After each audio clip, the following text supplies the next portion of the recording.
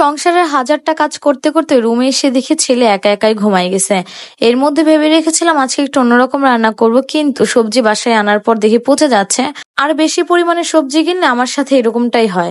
আসসালামু আলাইকুম, সবাই কেমন আছেন? আশা করছি ভালো আছেন। আমরা আলহামদুলিল্লাহ অনেক ভালো আছে। তো আমি ঘুম থেকে উঠে মুখটা ধুয়ে আগে একটু নাস্তা করে নেই। আজকে নাস্তা বলতে কি একটু হালকা পাতলা আর কি। ফ্রিজে কেক ছিল, তো ভাবলাম কেক দিয়ে আজকে নাস্তাটা করি। সকালে তো আর হালকা পাতলা নাস্তা তো হবে না, তো একটা ভারী নাস্তাও করে নিবনি। এখন আপাতত এটা করছে আর কি। এরপর তো আবার রান্নার গোছগাছও করতে হবে। অন্যদিকে শাওনকে রেডি করে আগে ওর বাবার সাথে স্কুলে পাঠিয়ে দিচ্ছে। আর এখন না ভালোই গরম পড়ছে। এই আকাশ মেঘলা হয়ে যাচ্ছে, এই রোদ উঠছে, আবহাওয়ার কোনো মতিগতি বুঝি না, কিন্তু বৃষ্টি নামছে না। বৃষ্টি নামলে হয়তো বা একটু শান্তি লাগতো, কিন্তু কোনো ধরনের বৃষ্টি চোখে পড়ছে না। আজকে আমি ভেবেছিলাম যে আমি পটল ভাজি করব আর সাথে হচ্ছে আরো কিছু মাছের রান্না করব, কিন্তু এখানে দেখেন করলাগুলো একদম নষ্ট হয়ে যাচ্ছে, পেকে গেছে।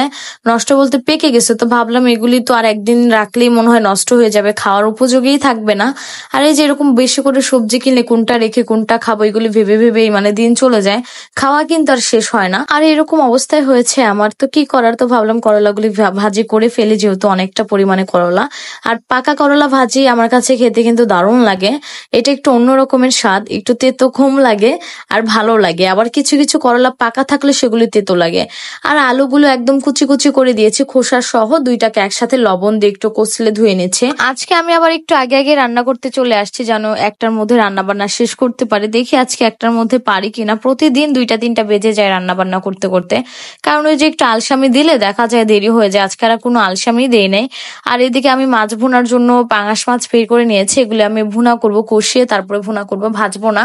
আর এই যে তেলের মাছগুলো আমার কাছে খেতে কিন্তু ভীষণ ভালো লাগে। অন্য চুলায় কিন্তু আমি ডালটা বসিয়ে একদম সুন্দর করে সেদ্ধ করে তারপরে এখন বাগার দেওয়ার পালা। ডালটা এক চুলায় বাগার দিচ্ছে, আরেক চুলায় তরকারি রান্নার জন্য পেঁয়াজটা দিয়েছে। এদিকে পেঁয়াজও নাড়ছে, অন্যদিকে বাগারে মশলাটাও নাড়ছিলাম। পেঁয়াজটা অনেকটা লাল লাল হয়ে যাচ্ছে, এখন একটু পানি দিয়ে দিব, না হয় আবার দেখা যাবে পুড়ে যাবে। তো অন্যদিকে দেখেন আমার ডাল বাগারও হয়ে গেছে। তো ডাল বাগার শেষ হলে এখন ওই চুলা আবার করলা ভাজিটাও বসিয়ে দেবো। তার আগে এখানে একটু মশলা দিয়ে নেই, যেরকম আদা রসুন বাটা, হলুদ গুঁড়ো, মরিচ গুঁড়ো, ধনিয়া গুঁড়ো। আর আজকে আমার বাসায় হলুদ গুঁড়ো মরিচ গুঁড়ো ছিল না, তো আমি পাশের ফ্ল্যাট থেকে একটু ধার করে নিয়ে আসছি, যেন আজকের মতো রান্নাটা কমপ্লিট হয়ে যায়। আসলে বাসা তো উপরে, একদম নিচে যেতে গেলেও একদম অনেকটা সময়ের ব্যাপার, আর ইচ্ছেও করে না। আজকে আমার আবার সবকিছু একসাথে শেষ হয়েছে, হলুদের গুঁড়ো, মরিচের গুঁড়ো, ধনিয়া গুঁড়ো সব শেষ। একটু ধনিয়া গুঁড়ো ছিল, ওইটা আমি দিয়ে দিচ্ছি। তো আবার আনতে হবে, একদম প্যাকেট গুলো আনবো। বেশি পরিমাণে আনা হয় যতটুকু প্রয়োজন, আবার অনেক পরিমাণ আনলে যে এরকম নষ্ট হয়ে যায়, ফাগুন পরে নষ্ট হয়ে যায়। এদিকে আমি কিন্তু দেখেন মশলাটা কষিয়ে তারপর মাছটাও কষিয়ে নিয়েছিলাম খুব সুন্দর করে। তারপরে আমি এখানে ঝোল দিয়ে দিলাম। অন্যদিকে কিন্তু আমার করলা ভাজিটা অনেকটা হয়ে আসছে, এর একটু পরেই নামিয়ে নেবো। আর আজকের দুপুরে খাবার এগুলিই ছিল। তো এর মধ্যে আমার হাজবেন্ড আবার একটু বাইরে যাবে, এর জন্য রেডি হয়ে বের হচ্ছিল। আর সাফওয়ান আমার কোলে কান্না করছিল। কান্না করলে আর কি করার, ওকে তো আর এখন বাহিরে নেওয়া যাবে না, যে পরিমাণে বাহিরে গরম আছে, না নেওয়াটাই ভালো। তো যাই হোক, অন্যদিকে সাফওয়ান আর আমি সুন্দর করে ফ্রেশ হয়ে গোসল করে সাফওয়ানকে একটু খেলনা দিয়ে দিলাম, ও খেলছে। এর মধ্যে ওকে খাইয়ে দিয়েছে। আর সাফওয়ান একটু অসুস্থ এখন, কারণ একটু জ্বর দেখছিলাম, তারপর একটু পেটে সমস্যা হয়েছে, যে কারণে খেতে যাচ্ছে না। আর এখানে শাহন একা একাই খেলছিল, স্কুল থেকে এসে গোসল করে একা একাই খেলছে, ওকে খাওয়াবো। তো বারবার বলছি যে ভাত দে ভাত দে, বলতেছে না, আমি আগে খেলা করি, খেলা করে তারপরে খাবো। খেলাধুলার যে এত পাগল, কি বলবো, শুধু খেলনা খেলনা খেলনা, খেলনা ছাড়া ওর মাথায় ওরকম কিছু ঢোকে না। আবার পড়ার সময় কিন্তু খুবই সিরিয়াস থাকে ও। যাই হোক, ওকে এখন আমি খাইয়ে দিচ্ছি। আসলে ও ভাত হাত দিয়ে খেতে পারে, কিন্তু ওকে যদি আমি খেতে দিই অনেকটা সময় সাপেক্ষ ব্যাপার, ওর অনেকটা সময় লেগে যায় ভাত খেতে খেতে হাত দিয়ে। এর জন্য ভাবি যে আমি খাইয়ে দিই। আর একটু বড় হলে হয়তো বা পারবো না খাওয়াই দিই, তোর নিজেরটা নিজেই খেতে হবে ওকে।